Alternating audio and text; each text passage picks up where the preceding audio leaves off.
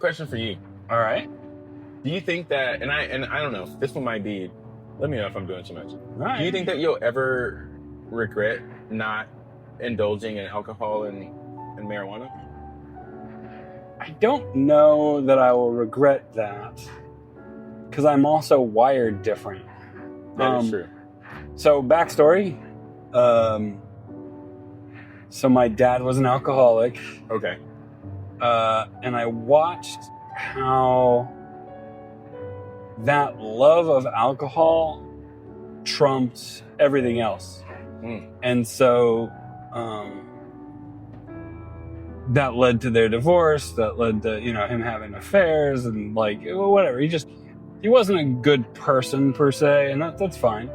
But I watched that became so important that other things that should have been more important weren't. I have nothing against him. He passed away a long time ago, so like it's definitely well like covered. Yeah. So there was that was kind of my first touch point on like pros and cons of it, right? Mm-hmm. So it already kind of took down the like appeal. Mm-hmm. And then I've had a few people in my life have died from other drugs. And I don't know that anybody's died from marijuana. So like I'm clear on that. But I think so that's kind of my baseline too. Like the dangers of it make it so not appealing. Yeah. It's also expensive relative, right? Mm-hmm. It is. I kind of like super cheap in my own framework. I mean, there's certainly things I spend money on, but like, How about say I wouldn't say you're cheap. yeah, I mean, You choose where you put your money. I have nice toys when it comes to production, cameras, etc. You Right? choose where you put your money. Right. But like the idea of I'm going to spend $16 on a shot, Ooh, shit. like that's just not ever going to happen, right? Like That's crazy as fuck. Never again, bro. Never fucking again. That was a specific reference to. The other night I went with my homie Peasy, and he bought us some shots, bro. 2 shots of tequila. Not even top shelf. We're talking Espolon. So $32 fucking dollars. $32 to the shot. Not even dressed. She didn't even throw it in the shaker with some ice and $30 for $32. She should have put a bow tie on it at least. And that's crazy to me. But anyways, go ahead. But yeah, so I've just seen there's a subtle destructive nature within it that I just can't afford in my own, like, the way I have my life structured and what I like. I'm also a bit of a control freak, which most people don't know, because externally I come across very laid back and casual, but a lot of the way I think and process is fairly calculated. And I feel like I tend to be the person who wants to make sure that everybody's safe. Mm-hmm. And if I don't have all my faculties about me, I don't like that. If I'm not able to respond as quick as possible, or diminish my reflexes or awareness, that I don't actually like the way that feels. Like it makes me feel weak and not capable, and that's I just don't like that. So that's interesting. And it's not that I haven't had alcohol ever. Yeah. I occasionally, but it has to be a very specific environment, specific, like, it takes a lot for me to be like, okay, let's do it. But even then, it's usually not to a drunken level. It's just like that was a nice taste, and I don't even know if I ever get to. I don't think I've ever seen you drunk. Yeah, I don't know that you. I mean, anyway. So there's kind of my background on it, and yeah, it doesn't appeal to me because of the really more the control thing than anything. So I understand that, especially considering like it's worked for you for this thus far. Like Right. Like you have been capable. You've accomplished some fucking really amazing things in your life, and it's all attached to your brain, who you are, and that's it. Not, oh man, that one time I got really high, I had this really awesome idea. It's just you. That's fucking cool. Thank you. And so, like, you know, I think I'm speaking in the manner of like, if it ain't broke, don't fix it type of mindset. And I love that for you. But I just know that because I didn't, and you know what's crazy? I think the opposite effect. My dad told me that he specifically never drank or smoked in front of us because he never wanted us to smoke or drink. And it had the complete opposite effect. and well, like, you watched your dad fucking drink himself into a not awesome place. Right. You're like, yeah, I don't want to do that. I don't want to be part of that. I didn't have an example of like, well, this person got fucked up and then they didn't do what they were supposed to do. So. And my grandfather was a boxer. And obviously, by the time he was my grandfather, he was a retired boxer. Right. But we would watch boxing, and he liked having a beer, and I would get a shot glass of beer. That, like, that's cute because we would hang out together, and it was cool. So I was never. It was also never taboo for me. Like, if I really wanted to have alcohol, you could. I probably could have. Yeah, like it wouldn't have been. It wouldn't have been a task. Yeah, it wouldn't have been. And oh, it was definitely a task for me. I mean, when I was younger, as I got older, well, I think it'd be because like you're thinking African American families, like I think that they oftentimes like introduce substance at a young age. And when I say introduce, I don't mean like they're handing out shots to babies. I mean, motherfuckers are like taking family shots at the family reunion, or everybody's got a beer in their hand and, there are 2-year-olds in the room. So like, it's a customary, like they grow up seeing like, oh, that's what we do when we get that age, or that's what we do when we can't do that.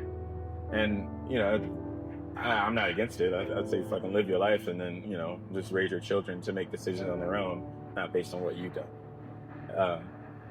And I just, there's no, the second part doesn't happen. Nobody, not that I know of. Nobody guiding or coaching in the community. Hey, look, I drink, but that doesn't mean you have to or you should. I think that you should, when you get older, when you have the access to the knowledge, or you can ask me now and I'll give you the knowledge on the effects that it has on your body and why I do it. And then you can make a decision on your own as to whether or not it's something that you want to bring into your life. And I think you had an interesting thing. So not to make this all about me, because it is about you, but... No, we're just talking, bro. Yeah, but the idea... You just said something that kind of clicked with me. So I grew up pretty much raising myself, right? Dad wasn't really around since I was 4, and Mom was working, and, I'm going to school, making dinner, doing all the things. Yeah. But I had a great relationship with my grandparents, but we were, too far apart. So I had I think I was probably 14, somewhere around there. Well, I did go to a military school for a few years, but when I came home, I realized I don't have enough information. Right? Like, I don't have a sample family lifestyle. So I literally took everybody's families that I was friends with and used them as case studies. So I would see like what things in this family function and what things don't. Because I had like, as much as it was a weakness of like, I don't have a good family environment, it was the freedom for me to develop whatever family environment I wanted for the future. So I will share, out of all the different families I was friends with, like even the like quote unquote perfect families, Yeah. you would discover some layers of deception between the children and the parents. Always. Right? Yeah. And it was like, it's like they both wanted it, right? Like the adults They both wanted wanted lie. kids to lie to them so they could feel like they were doing an awesome job as parents. And like, it was obvious that it wasn't true to me anyway, but everybody was like, cool, you say you're going to Sally's tonight because you're going to get together and make cookies and, you know, whatever. Right. And like, cool, that's a lovely story. Do that. But the kids, you know, going out to a club to spend the night with her boyfriend or whatever there's the real story. Right. And it was so bizarre to me. And then I came across this one family and I remember, I'll never forget it. The first night I went over for dinner, the mom comes up to me and she goes, okay, look, I just want you to know we make spaghetti a lot. We're Polish. We feed a lot of people. It's cheap. We can feed a lot of people. Right. But it's really good. And it was great. So we have spaghetti. But she goes, and also, nothing is off topic and you can say anything you want. This is a free place to have conversations. The term safe space didn't exist yet, but Right. it's basically what she was saying. And she's like, you know, we talk about sex, drugs, and rock and roll. Anything is safe. And you'll get honest opinions. And I was like, really? Okay. All right. You know, and sure enough, like that night at dinner, you know, the grandma was there and everybody else and a handful of friends. There's probably 7 or 8 people around the table. And, you know, the daughter's talking about going to her boyfriend's and spending the night, and you know, somebody else was talking about getting high, and but the conversations were very honest. Like, okay, well, if you're gonna go sleep with your boyfriend, make sure you're using some sort of protection or something, and make sure we know where you are in case we need, you know, or you're going to the party, make sure you have, you know, the means to contact us. If things get out of control and you need a ride or whatever. And I was just like, wow, that is so interesting and healthy. And so I kind of observed them for years. And, you know, the irony to me was there was a lot of families that were good families that didn't have that level of honesty and communications. So, so while this family wasn't a church-going family or, you know, they didn't have any of those.